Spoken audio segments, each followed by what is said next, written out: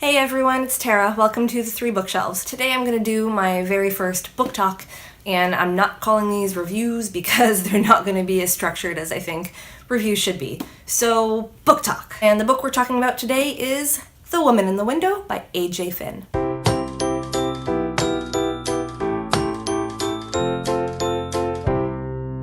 If you haven't read the book, I will warn you before we get into spoiler territory, so you can just skip past all of that. Now, if you somehow haven't heard much about this book, let me tell you a little bit about it. The Woman in the Window is Anna Fox, who suffers from agoraphobia and hasn't left her house in almost a year. One of the things she does to occupy herself is spy on her neighbors, and while spying one night, she witnesses something pretty bad, and from there she gets embroiled in the mystery of what truly happened, because although Anna is sure of what she saw, nobody else believes her. I wasn't going to read this book originally because it sounds to me a lot like The Girl on the Train.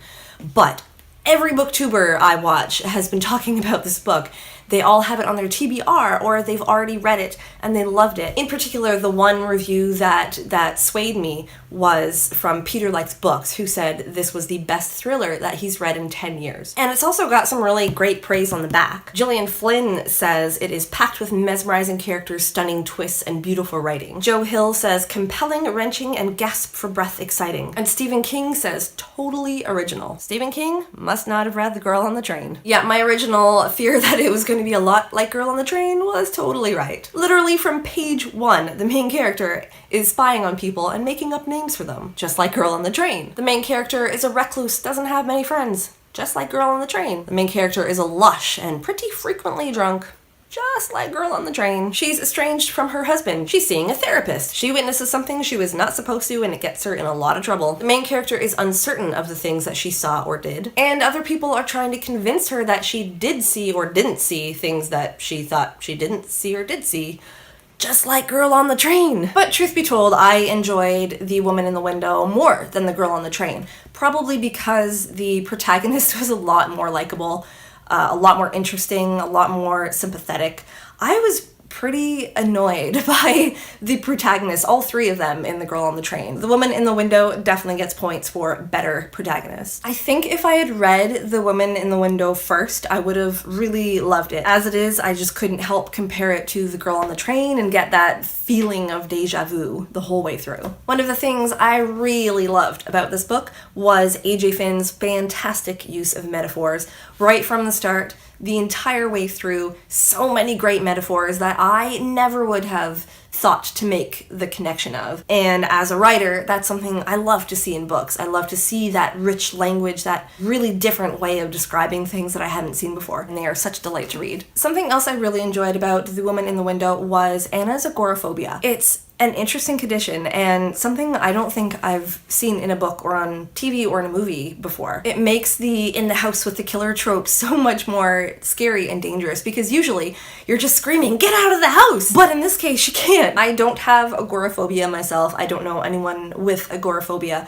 so I can't speak to how genuine it is, how accurate it is, but from a reader standpoint, I thought it was really well executed. It really gave you the feeling of being stuck, being trapped. Her own mind is keeping her trapped there. And that's really scary to me. I'm not that afraid of physical diseases, but I am really, really afraid of diseases of the mind, of being trapped in your mind, of not knowing what's real and what's not being able to trust yourself and what you see and what you hear and what you think.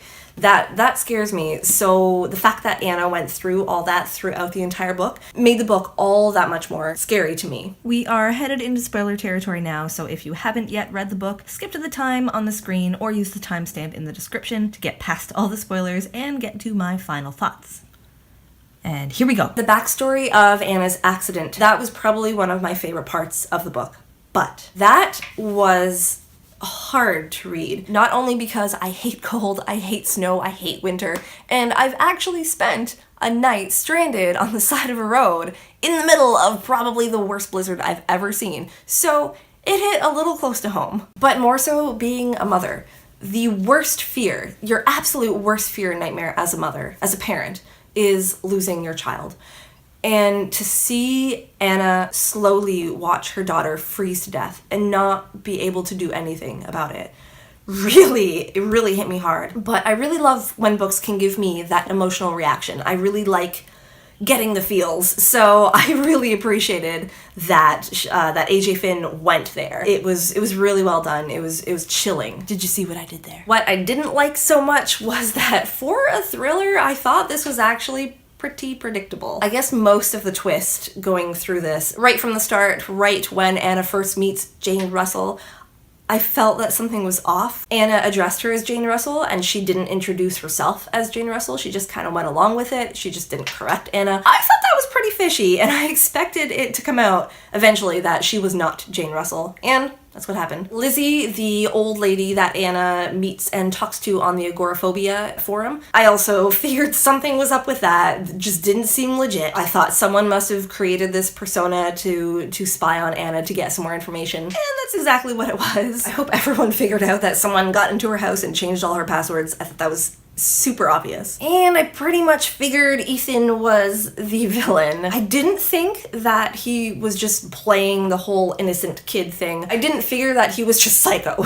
but I kind of had the feeling the whole way through something's off with this kid. He's gotta be the one, especially since there wasn't a whole lot of other options. It obviously wasn't Alistair, because that's the obvious choice. Just the fact that there were no other good options led me right to Ethan. The one twist I did not expect was Ed and, what's her daughter's name? Olivia being dead. I thought it was weird how such little was said about how their marriage broke up, why they weren't living there, if it was because of Anna's agoraphobia.